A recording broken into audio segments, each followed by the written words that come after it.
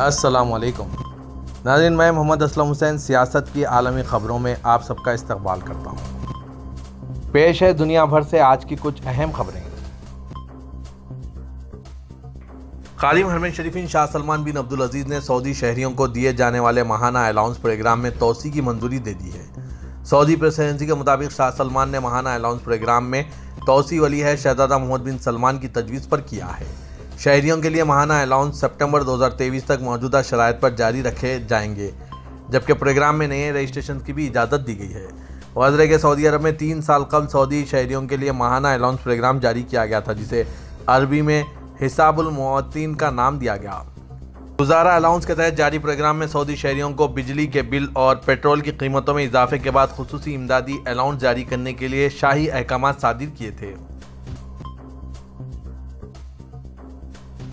مسجد حرم مکہ مکرمہ میں غسل کعبہ کی تقریب کا عمل مکمل کر لیا گیا ہے۔ آج چہارشنبے کو خادم حرمین شریفین شاہ سلمان بن عبدالعزیز کی نیابت کرتے ہوئے ڈپٹی گورنر مکہ مکرمہ شہزادہ بدر بن سلطان بن عبدالعزیز نے غسل کعبہ کی تقریب میں شرکت کی۔ اللہ تعالیٰ کے گھر کو آب زمزم اور خالص عرق گلاب سے دھونے کے بعد عود اور دیگر خوشبوؤں سے معطر کیا گیا۔ اس موقع پر حرمین شریفین انتظامی امور کے حکام سمیت ائمہ اکرام اور غیر ملکی سفراء اکرام نے بھی شرکت کی۔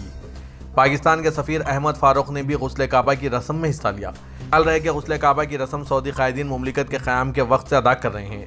بانی مملکت شاہ عبدالعزیز اپنے عہد میں غسل کعبہ کی رسم ادا کرتے تھے۔ ان کے بعد ان کے حکمراں بیٹے شاہ سلمان بن عبدالعزیز تک اس کی پابندی ہو رہی ہے۔ سعودی فنکار غدیر حفیظ نے اپنے کام کی نمائش کے لیے دنیا کا سفر کیا ہے اور خود کو مملکت کی فنکارانہ سفیر کے طور پر متعارف کرایا ہے۔ عرب نیوز کے مطابق غدیر حفیظ اپنی ایسی پینٹنگز کے لیے جانی جاتی ہے جن میں جمالیاتی اور دانشمندانہ فکر کے ساتھ جرأت مندانہ انداز اور خوبصورت رنگ شامل ہیں۔ جدہ سے تعلق رکھنے والی فنکارہ کا سفر 23 سال سے زائد پر محیط ہے۔ اس دوران وہ سعودی عرب اور بین الاقوامی فنون کی نمائشوں میں بڑھ چڑھ کر حصہ لیتی رہی ہے۔ غدیر حفیظ پہلی سعودی خاتون آرٹسٹ تھی جنہوں نے امریکہ، اٹلی، کوسوو، البانیہ، مقدونیہ، ترکی، آسٹریا، چین اور مصر سمیت کئی ممالک میں منفرد فن کی نمائش کی ہے۔ سعودی بحرینی کوآرڈینیشن کونسل کی معیشت، توانائی، تجارت اور صنعتی کمیٹی کے تیسرے اجلاس میں دونوں ملکوں کے درمیان تعاون بڑھانے کے طریقوں پر تبادلہ خیال کیا گیا۔ کمیٹی کے ورچوئل اجلاس کی مشترکہ صدارت سعودی وزیر اقتصادیات اور منصوبہ بندی فیصل ابراہیم اور بحرین وزیر خزانہ اور قومی معیشت شیخ سلمان بن خلیفہ نے کی ہے۔ سعودی عرب اور بحرین نے کمیٹی کے اہم اقدامات کے ساتھ مشترکہ مفادات کے حصول کے لیے اقتصادی تعاون کو مضبوط بنانے کے طریقوں کا جائزہ لیا۔ استحکام کے سال کے حصے کے طور پر اور 28ویں کانفرنس آف دی پارٹیز یعنی COP 28 کی تیاری میں متحدہ عرب امارات کی وزارت موسمیاتی تبدیلیات اور ماحولیات نے سمندری ماحول اور ماہی گیری کی پائیداری کے لیے قومی حکمت عملی تیار کرنے کے لیے ایک ورکشاپ کا انعقاد عمل میں لایا۔ ورکشاپ کا مقصد مستقبل کے پروگراموں اور منصوبوں کو تیار کرنے اور سمندری ماحولیاتی نظام اور زندہ آبی وسائل کی پائیدار ترقی کو بڑھانے کے لیے دستیاب اہم چیلنجوں اور مواقعوں کی نشاندہی کرنے کے علاوہ سمندری ماحول اور ماہی گیری کے تحفظ اور انتظام کے لیے قومی کوششوں کا جائزہ لیا ہے، جس سے 2024 سے 2030 کی مدت کے لیے ایک مشترکہ قومی نقطہ نظر اور کلیدی اسٹریٹجک رہنمانہ خطوط کی نشاندہی کی جا سکتی ہے۔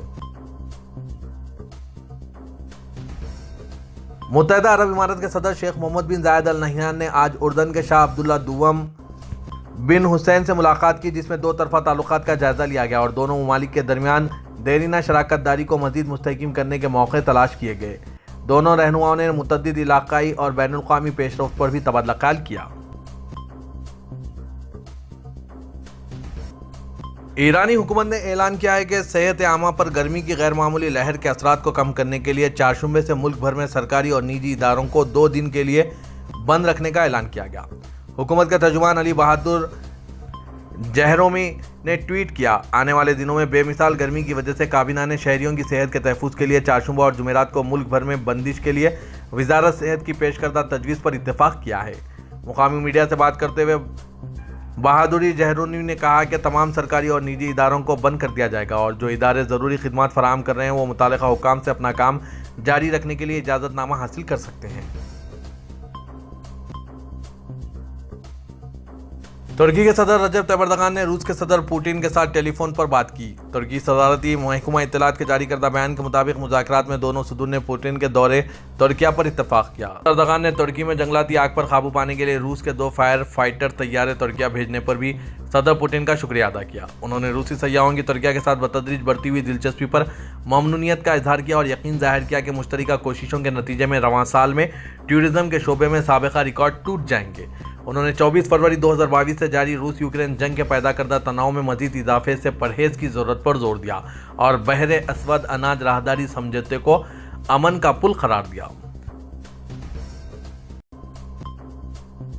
کینیڈا کے نشریاتی ادارے CTV نے چہارشنبے کو اطلاع دی ہے کہ وزیر اعظم جسٹن ٹروڈو اور ان کی اہلیہ صوفی گریگونر ٹروڈو 18 سال کی شادی کے بعد اب الگ ہو رہے ہیں۔ CTV کینیڈا کا انگریزی زبان کا ٹیریسٹریل ٹیلی ویژن نیٹ ورک ہے۔ جسٹن اور صوفی دونوں نے اپنے انسٹاگرام ہینڈلز پر اپنے طلاق کے حوالے سے ایک مختصر بیان جاری کیا۔ بیان میں کہا گیا ہے کہ بہت سی بامعنی اور مشکل بات چیت کے بعد ہم نے علیحدگی کا فیصلہ کیا ہے۔ پاکستان تحریک انصاف کے سیکریٹری اطلاع ضیاء اللہ بنگش کا کہنا ہے کہ PTI پارلیمنٹرین الیکشن کی بھرپور تیاری کر رہی ہے۔ میڈیا سے بات کرتے ہوئے ضیاء اللہ کا مزید کہنا تھا کہ جہاں ضرورت پڑی ہم دوسری جماعتوں کے ساتھ اتحاد بھی کر سکتے ہیں۔ ان کا کہنا تھا کہ کور کمیٹی میں یہ فیصلہ کیا گیا کہ الیکشن میں ہر حلقے سے امیدوار میدان میں اتارے جائیں گے۔ ضیاء اللہ نے کہا کہ پاکستان تحریک انصاف سمیت ہر سیاسی جماعت سے اتحاد کی بات ہو سکتی ہے، ہمارے دروازے سب کے لیے کھلے ہیں۔ خیال رہے کہ پاکستان تحریک انصاف پارلیمنٹرینز نے سیاسی سرگرمیاں شروع کرنے کا اعلان کر دیا ہے۔ گزشتہ روز پشاور یونیورسٹی ٹاؤن میں سیکریٹریٹ کے افتتاح کے بعد کور کمیٹی کا اجلاس منعقد ہوا، جس میں پرویز خشت سمیت تمام رہنماؤں نے شرکت کی۔ کور کمیٹی اجلاس میں پرویز چیئرمین جبکہ محمود خان وائس چیئرمین منتخب کیے گئے۔